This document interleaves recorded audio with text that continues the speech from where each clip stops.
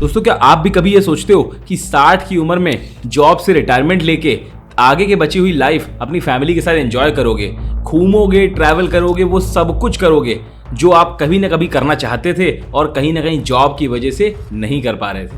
लेकिन आज मैं आपको एक शॉकिंग बात बताऊंगा जो शायद आपकी आगे की आने वाली फ्यूचर की सारी प्लानिंग को हिला के रख देगा। एक एवरेज इंडियन सिर्फ और सिर्फ 65 ईयर्स की एज तक हेल्दी लाइफ स्पेंड कर पाता है। मतलब अगर आप 60 की एज में रिटायर करते हैं तो आपके पास हार्डली 5-7 सालों का ही हेल्दी रिटायरमेंट बचेगा।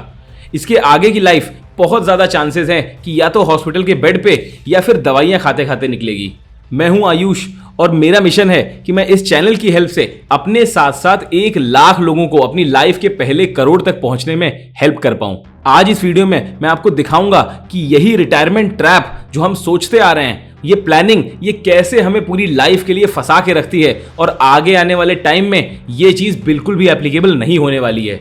हमारे पेरेंट्स, हमारे ओल्डर जनरेशंस ने 60 की एज में रिटायर होके अपनी लाइफ को फिर भी किसी तरह मैनेज करा था। बट अगर हम ये सोचे कि आगे आने वाली लाइफ भी उसी हिसाब से उसी ट्रैक पर चल के 60 की एज में रिटायर होके अपनी लाइफ को आगे एंजॉय कर पाएंगे, फैमिली के साथ स्पेंड कर पाएंगे और बहुत कुछ फन कर पाएंगे, तो एक्चुअली में वैसा नहीं होने वाला है। पिछले कुछ सालों में मैंने कई सारे मिडिल क्लास फैमिली से बात करी है और कुछ थोड़े बहुत चेंजेस को हटा दिया जाए तो सारे लाइफ और सबकी फैमिलीज की सेम ही स्टोरी है। पहले जॉब करते थे, ईपीएफ में पैसे जमा करते थे और सोचते थे कि रिटायरमेंट के बाद अपनी लाइफ को एंजॉय कर पाएंगे। लेकिन फिर जब तक रिटायरमेंट का टाइम आता है तब तक ये पता लगता है कि अब शायद शरीर ही साथ देना छोड़ने लगा है। इनफैक्ट WHO का डेटा बताता है कि इंडियन मेन का हेल्दी लाइफ एक्सपेक्टेंसी 64 है और विमेन की 67 ईयर्स तक ही है। ये नंबर्स पूरी दुनिया में कलेक्ट किए गए हैं और इनकी एक्यूरेसी पर कोई भी डाउट नहीं है। और ईपीएफओ डिपार्टमेंट का डेटा देखेंगे तो इससे यह पता चलता है कि ज्यादातर इंडियंस मेजॉरिटी टाइम्स 60 से 65 की एज में ही रिटायर करते हैं, जिसमें गवर्नमेंट एम्प्लॉय मेजरली 60 की एज में रिटायर होते हैं और प्राइवेट एम्प्लॉय 62 या शायद 65 की एज पे भी अपनी मर्जी से काम करते हैं। इसके अलावा कुछ लोग तो फाइनेंशियल प्रेशर की वजह से शायद 65 की एज के बाद भी काम करते हैं। तो अब यहां एक्चुअली में प्रॉब्लम क्या है भाई? प्रॉब्लम एक्चुअली ये है कि जब तक आप रिटायरमेंट की एज तक पहुंचते हैं आपकी बॉडी एक्चुअली में साथ देना छोड़ने लगती है। फिर बॉडी में वो एनर्जी नहीं रहती जिसकी आपको एक्चुअली में जरूरत है। आप सोचते हो शायद हिमाचल जाएंगे, ट्रैकिंग करेंगे, बट घुटनों के दर्द की वजह से कहीं ना कहीं शायद सीढ़ी चढ़ना भी आपके लिए मुश्किल हो जाता है। और इसके अलावा बीपी और डायबिटीज के मेडिसिन के साथ ट्रैवल करना भी बहुत ज्यादा कॉम्प्लिकेटेड हो जाता है। इनफैक्ट मैं आपको एक रियल एग्जाम्पल देता हूं, एक अंकल का जो एक्चुअली मेरे ही सोसाइटी में रहते हैं। शर्मा अंकल 60 साल के रिटायर्ड बैंक मैनेजर। उन्होंने 35 साल की बैंक में जॉब करी और अब उनको रिटायरमेंट के बाद हर महीने 50,000 रुपए की पेंशन मिलती है। लेकिन फिर रिटायरमेंट के 6 महीने बाद ही उन्हें शुगर की प्रॉब्लम स्टार्ट हो गई। फिर कोलेस्ट्रॉल बढ़ा, उनका बीपी हाई लो रहने लग गया और आज की कंडीशन यह है कि उनके पेंशन अमाउंट का ऑलमोस्ट 80% अमाउंट उनके और उनकी वाइफ के मेडिकल बिल्स और एक्सपेंसेस में ही चला जाता है। उनके ट्रैवल करने के प्लान्स और फ्यूचर की सारी प्लानिंग सब की सब कैंसिल हो गई। और ये सिर्फ शर्मा अंकल की स्टोरी नहीं है, ये हर तीसरी फैमिली की स्टोरी है। हम सब के सब सेम ही साइकिल में फंसे हुए हैं। जॉब करो, सेव करो, रिटायर करो और फिर बीमार हो जाओ, बस खेल खत्म। पर अब सवाल यह है कि इस प्रॉब्लम और इस ट्रैप से कैसे निकला जाए। तो सबसे पहले तो उसके लिए हमें यह समझना होगा कि ये प्रॉब्लम एक्चुअली में हो क्यों रही है। और जितना मैंने अभी तक स्टडी किया है, इन सारी प्रॉब्लम्स की सबसे मेन और इंपॉर्टेंट वजह है हमारी लाइफस्टाइल। हम अपने 20s और 30s में करियर बिल्डिंग में इतने ज्यादा बिजी हो जाते हैं कि अपनी हेल्थ और लाइफस्टाइल को पूरी तरह से इग्नोर कर देते हैं। रोज 10 से 12 घंटे ऑफिस में बैठे बैठे निकलते हैं, बाहर का खाना खाते हैं, अनहेल्दी लाइफस्टाइल है और एक्सरसाइज करने का तो नाम भी नहीं लेते। और फिर 40s की एज में पहुंच के तो ये सारी प्रॉब्लम्स और ज्यादा बढ़ जाती हैं। बच्चों की एजुकेशन है, होम लोन है, घर की रिस्पॉन्सिबिलिटी और शायद आपके पेरेंट्स के भी कुछ हेल्थ इश्यूज स्टार्ट हो जाते हैं। और इन सारी चीजों की वजह से आपको कहीं ना कहीं अपनी हेल्थ का ध्यान रखने का टाइम ही नहीं मिलता। दूसरी सबसे इंपॉर्टेंट वजह है फाइनेंशियल प्लानिंग की कमी। हम ये सोचते रहते हैं कि ईपीएफ या पीपीएफ बहुत है हमारे रिटायरमेंट के लिए, बट एक्चुअली में ये अमाउंट बहुत कम है। क्योंकि आपके आज के जो खर्चे 50,000 रुपए में हो रहे हैं, आज से 10-12 साल बाद उन्हीं सेम खर्चों के लिए आपको लाख रुपए चाहिए पड़ेंगे और हमारा ईपीएफ का कॉर्पस उस स्पीड पे नहीं बढ़ता है। और तीसरी इंपॉर्टेंट वजह है हमारी माइंडसेट प्रॉब्लम।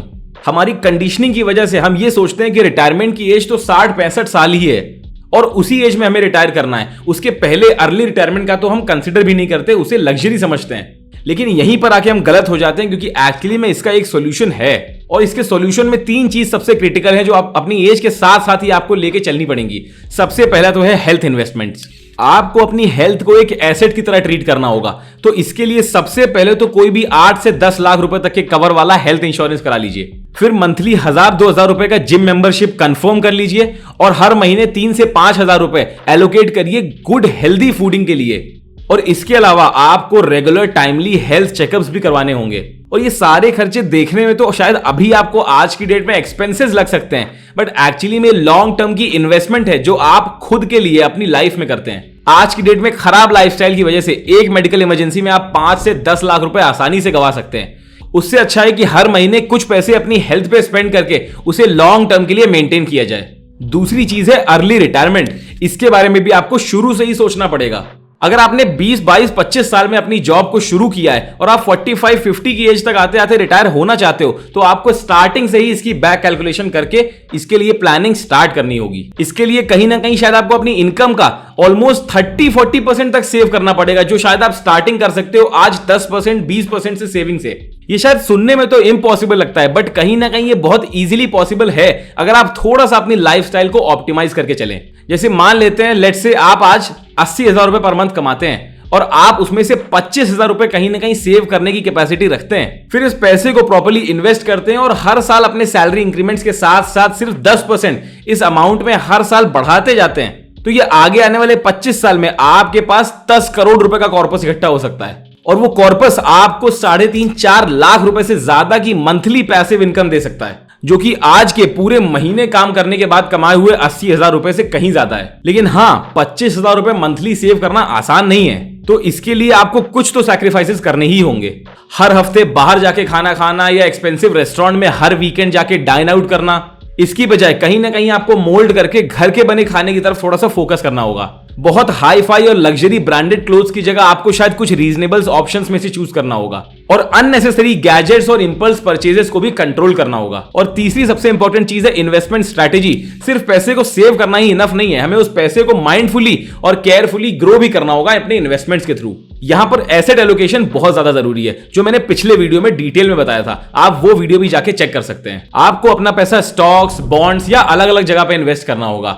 यंग एज में आप थोड़ा aggressive high risk approach follow कर सकते हैं और वो ऑप्शंस चूज कर सकते हैं जो कि आपको लॉन्ग टर्म में 12 से 18% का रिटर्न आराम से दे सकते हैं। लेकिन यहां पे एक बहुत इंपॉर्टेंट पॉइंट है इमोशनल कंट्रोल, क्योंकि जब जब मार्केट डाउन जाता है तो ज्यादातर लोग पैनिक सिचुएशन में आके जो इन्वेस्टमेंट करते भी हैं उसे भी लॉस में बेच देते हैं। 2008 के क्रैश के टाइम पे मार्केट 60% गिरा था। इनफैक्ट कोविड में 2020 के क्रैश में भी मार्केट 30-40% नीचे आ गया था। और ऐसे टाइम पे जो भी लोग अपना इन्वेस्टमेंट बेचते हैं वो सिर्फ और सिर्फ अपने पैसे गवा देते हैं। और जो लोग ऐसे टाइम पे भी पेशेंस दिखाते हैं और मार्केट में कंटिन्यू इन्वेस्टमेंट करते रहते हैं और मार्केट में स्टे करते हैं, वो एक्चुअली में लॉन्ग टर्म में बहुत अच्छे रिटर्न्स बनाते हैं। अब शायद आपको लग रहा होगा कि ये सारा कुछ करना तो बहुत मुश्किल है। मैं मानता हूं कि ये इजी नहीं है, बट ये इम्पॉसिबल तो बिल्कुल भी नहीं है।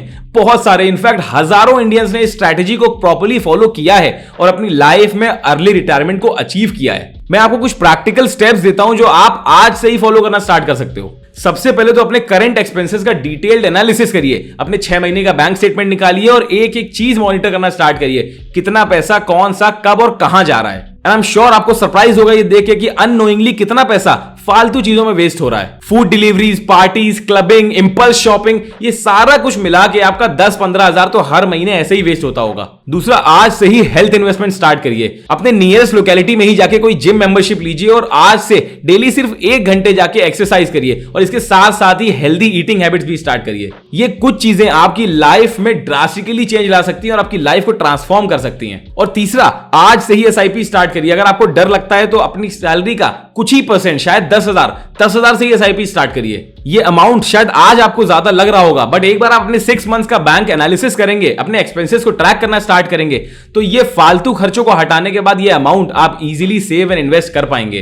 तो आज 10,000 रुपए की मंथली एसआईपी से इन्वेस्टमेंट स्टार्ट करिए और हर साल उसको कुछ परसेंटेज 5-10% से बढ़ाते जाइए। और चौथा, जिसके बारे में बहुत कम लोग बात करते हैं, वो ये है कि अपनी इनकम को इंक्रीज करने के तरीके ढूंढिए। साइड बिजनेस, फ्रीलांसिंग, कोई भी स्किल डेवलपमेंट, इनमें से कोई भी चीज फॉलो करिए, बट अपनी इनकम को 50 से 100% इंक्रीज करने का ट्राई करिए। इस जर्नी के दौरान आपके फ्रेंड्स आपको डीमोटिवेट करेंगे, आपके फैमिली मेंबर्स आपसे बोलेंगे कि तुम इतनी टेंशन क्यों लेते हो। इवन आपके चारों तरफ की सोसाइटी आपको जज भी करेगी जब आप वो फालतू के एक्सपेंसेस नहीं करेंगे जो आज वो कर रहे हैं। लेकिन ये आपकी लाइफ है और सिर्फ आपको ही डिसाइड करना है कि आप 65 की एज में रिटायर होके बाकी बची हुई जिंदगी एक बेड पे दवा खाते हुए बिताना चाहते हैं या प्रॉपर प्लानिंग के साथ 45-50 की एज में रिटायरमेंट लेके आगे की लाइफ अच्छे से हेल्दी एंजॉय करना चाहते हैं। अब डिसीजन आपका है कि आप अपनी लाइफ से क्या चाहते हैं। अगर आप सेकंड ऑप्शन चूज करते हैं तो आपको उसके लिए आज से ही प्लानिंग करके प्रॉपर एक्शन लेना स्टार्ट करना होगा। टाइम बहुत कम है और आपका अर्ली रिटायरमेंट आपके आज लिए हुए डेली के डिसीजंस पे ही डिपेंड करता है। अगर आपको वीडियो थोड़ी भी हेल्पफुल लगी हो तो इसको लाइक कर देना, चैनल को सब्सक्राइब कर लेना if you want to keep learning about money,